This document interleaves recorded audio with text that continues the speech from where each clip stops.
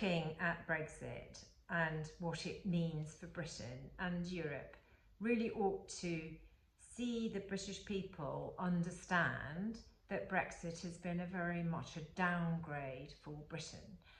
Ultimately, the European Union has benefited enormously from Brexit, and in the simplest of terms, the main reason for that is because when Brexit happened in 2021, the European Union got its act together and set up a hard border, and Britain has to now go through checks, and that meant that a lot of British exporters gave up exporting to the EU. But Britain failed to get the facilities ready in time, and they've subsequently delayed those checks 5 times now, and we're in such a difficult spot now with the Ukraine war having happened and inflation soaring, and also domestic food production here is collapsing. So it means that we are actually becoming more reliant on Europe for food. So as soon as those checks come in, if they ever did, it would mean that there would be a spike in inflation and food shortages. So that is why the government have continued to delay them coming through, and we have confirmation of the fact that they will make prices go up, because there's that famous clip from Jacob Rees-Mogg telling us what it means. This could save £1 billion, which means that checks would have cost £1 billion. I thought post-Brexit checks were not going to be disruptive. That's why we're not adopting them. This would have been an act of self-harm if we'd gone ahead with it. It would have increased costs for people, and we are trying to reduce costs. So that's the purpose of not going ahead with them and trying to ensure that the border flows as smoothly as possible, which benefits everybody. Free trade is hugely advantageous to consumers. Do you know what impact this will actually have on prices in supermarkets? Well, some costs it would be quite significant. That if you look at small deliveries of things like cheese, you were talking about 71% increase maximum level on the retail price, and frankly at that level goods just wouldn't have come in. So Britain is disadvantaged from Brexit, and we are making ourselves, every day this Brexit is here, more reliant on the European Union, because their food is filling our supermarket shelves and our farmers are producing less food. And the opposition parties have not wanted to discuss Brexit because they're scared of going back to the Brexit wars of 2016 to 2019.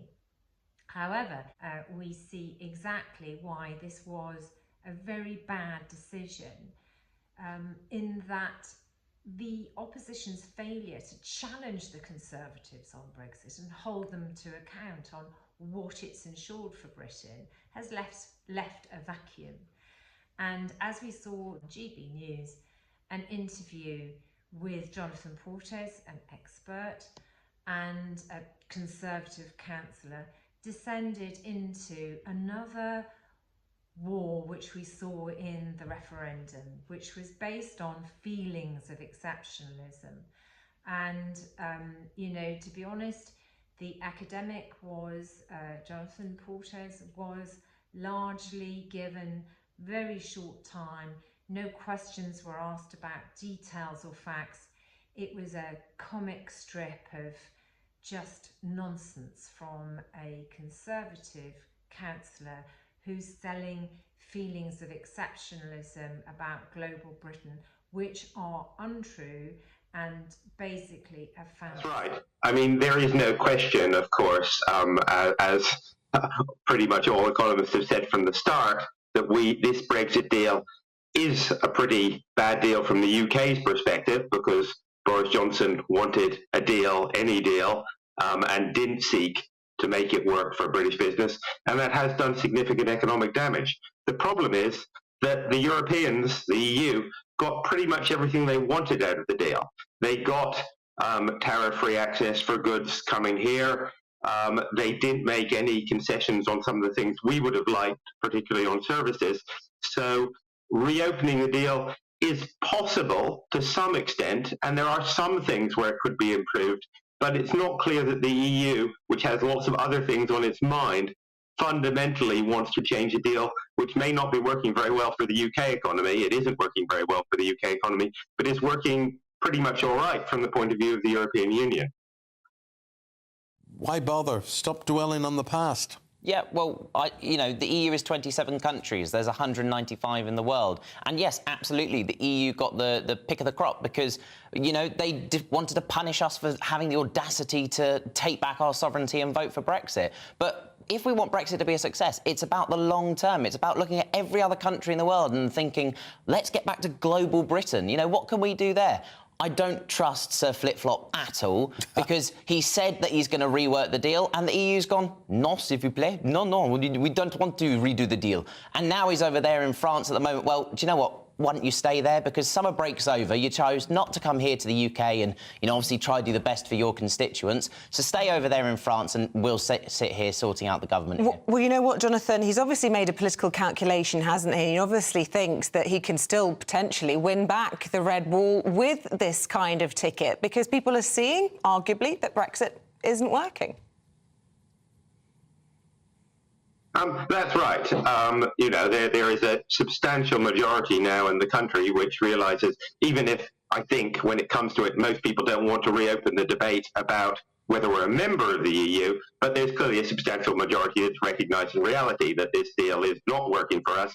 And Matthew's, frankly, unfortunately, Matthew's attitude illustrates why the Europeans won't necessarily want to deal with us. They realise that there's a substantial fraction of the UK, particularly powerful in the Conservative Party, which is more interested in mocking French accents than it is actually in a constructive relationship with our European partners. And when you have, it's a bit silly, isn't it? We have somebody who is an elected representative of the Conservative Party coming here to talk about how we make our economy stronger, how we work our trading relationship, both with Europe and the rest of the world. And those are big, important questions.